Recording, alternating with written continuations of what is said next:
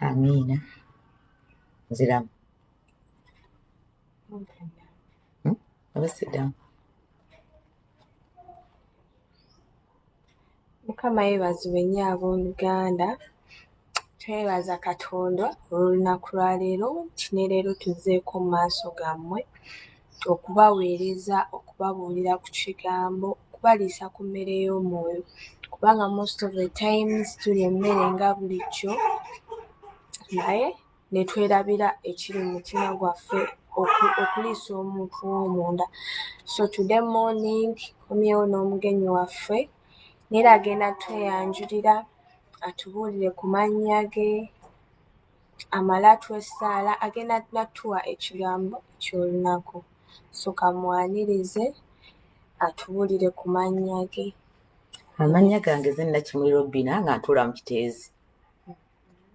Nsanyuse nnyo okubalaba ate n'okubasisinkana olunaku lwa leero nga nze okubaleetera ku kigambo eky'omwoyo eky'obulamu obw'omwoyo. Tulya emmere ey'oku nsi ne tukkuta naye ne tusigala ng'omuntu waffe ow'omunda alina enjala n'ennyonta. Kati ekyo ekindeese okubaliisa ku kigambo Mukama ky'agamba. Tweyanziza nnyo mukyala Nakimuli. So leero ogenda kwogera ku mutwe ki? Ngenda kwogera ku mutwe Katonda ayagala abantu bonna okulokoka. Gwe mutwe gwe njagala okwogerako olunaku lwa leero. Kale mukwano genda mu maaso otunnyonnyole nga bw'ogambye Katonda ayagala abantu bonna okulokoka, okyogeddeko. Kati omuntu ali eyo aba yeebuuza kiba kitegeeza ki, tusobola kisangawa? So ebintu bwe bityo. Kasooke tumale okusaba. Kitaffe omutukuvu tukwebaza olw'olunaku lwa leero. Oli Katonda akola ebikulu era akola ebyamagero. Taata ekigambo kino gye kigenda okugaleka kigwe ku ttaka eggimu. Katonda nga bw'ayagala abantu bonna okulokoka, leka abantu bakiyaayaanire okumanya ensonga eyo. Kubanga Katonda yennyini yakyogera Mukama wange. Nange kati nkireese mu maaso g'abantu bonna okukyogerako. Ekitiibwa ate eno kiddiza Katonda, mu linnya lya Kitaffe n'Omwana n'Omwoyo Omutukuvu nsabye. Amiina. Ekigambo kye ngenda okwogerako kisangibwa mu Timoseewo ekisooka ssula 2 olunyiriri okuva ku Lwokutaano okukoma ku Lwokutaano. Ky'ekigambo kye njagala okubabuulirako olunaku lwa leero. Timoseewo ekisooka essula 2 okuva ku lunyiriri olwokusatu paka olwokutaano.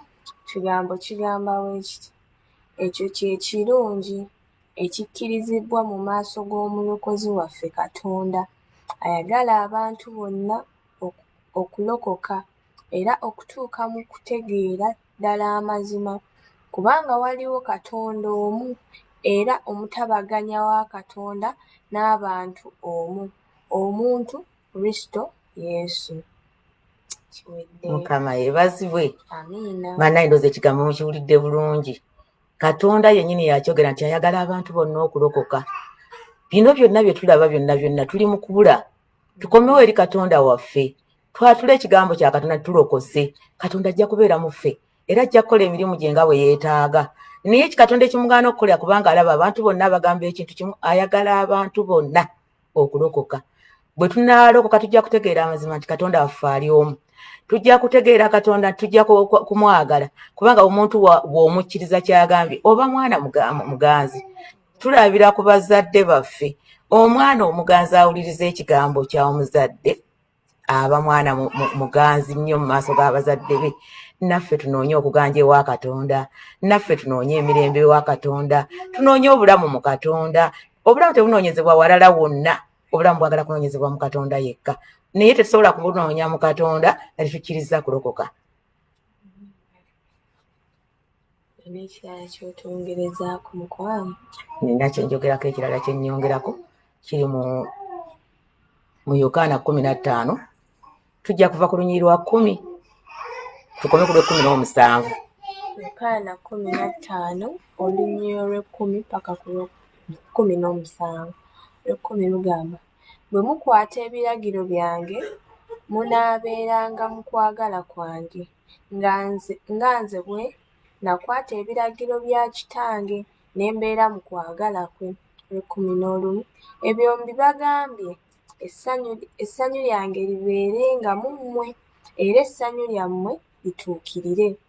Olw'12 kino kye kiragiro kyange, mwagalanenga nga bwe nabaagala mmwe. 13 Tewali alina kwagala kunene kusinga kuno, omuntu okuwaayo obulamu bwe olwa mikwano gye. 14 Mwe muli mikwano gyange, bwe mukola bye mbalagira. 15 Sikyabayita baddu, kubanga omuddu tamanyi mukama we by'akola, naye mbayise ba mukwano, kubanga byonna bye nawulira eri kitange mbibabuulidde mmwe. 16 Si mmwe mwannonda nze, naye nze nabalonda mmwe, ne mbateekawo mugende mubalenga ebibala, n'ebibala byammwe bibeerengawo. Kyonna kye munaasabanga Kitange mu linnya lyange akibawenga. 17 Mbalagidde bino mwagalanenga.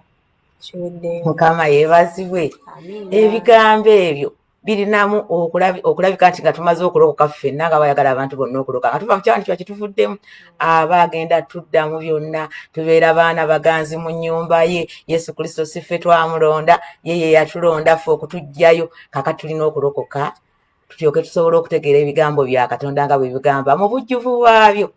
Ebigambo ebyo bye mbabuulidde bannange bya bwesigwa. Ffenna tulokoke, ffenna tulabe Katonda obulungi bwe, ffenna tubeere ab'omukwano, tubeere nga tetukyali baddu mu ggwanga muno, tubeere baana ba Katonda. Katonda ayagala okulaba ffenna nga tuli baana be, bwe tukola ekyo ky'agambye. Mukama abampeera omukisa. Tweyanziza nnyo mukyala Nakimyobina. Leero obuulidde ku mutwe nga bugamba Katonda ayagala abantu bonna okulokoka. Katonda ayagala abantu bonna okulokoka. So asomye mu kyawandiikibwa ekimu kibadde mu Yokaana essuula 15 okuva ku lunyiriri olw'ekkumi paka ku lunyiriri olw'ekumi-na-musanvu. That is John 15 verse 10 up to 17. Then n'asoma mu kyawandiikibwa ekirala kye twasookeddemu ddala, that is 1 Timothy chapter 2 verse 3 up to 5. Katusuubire enjiri ebadde ya mukisa eri obulamu bwammwe, neera enaaleka ensigo mu bulamu bwammwe, enaakyusa bingi ebibadde mu bulamu bwammwe. Mbaagaliza okukitwala kikule kibe nga kigudde ku ttaka eggimu. Tweyanziza kirala nga tonnagenda, waliwo abatannayatula bulokozi. Mukama waffe yeebazibwe. Waliwo abatannaba kwatula bulokozi. Abo bonna abawudde ekigambo kino ne kikoona ku mutobo y'omutima gwabwe, saagala kubalekera mu bbanga, kati njagala mwatule ebigambo bino.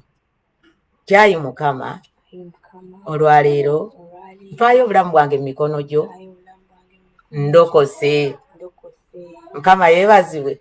Buli ayatudde nange ekigambo ekyo, Mukama amuwadde obulokozi bwabuwa, si bwakusasulira. Kati kiriza nti olokose, tambulira mu makubo ga Katonda, tambulira mu kuteesa kwa Katonda. Mukama ateesebwa naye. Mukama abawe omukisa mwenna abayatudde era abalokose, era mweyongere okunywerera ddala mu bulokozi, muyayanire ekigambo ky'omwoyo, kubanga mu nsi muno tulina obulamu, naye tulinamu obulamu kaseera buseera. Naye bwe tulokoka tulina essuubi okutuuka mu bwakabaka bwa Katonda, okuliira wamu naye, okunywera wamu naye. Kitiibwa n'ettendo mbiddiza Katonda waffe.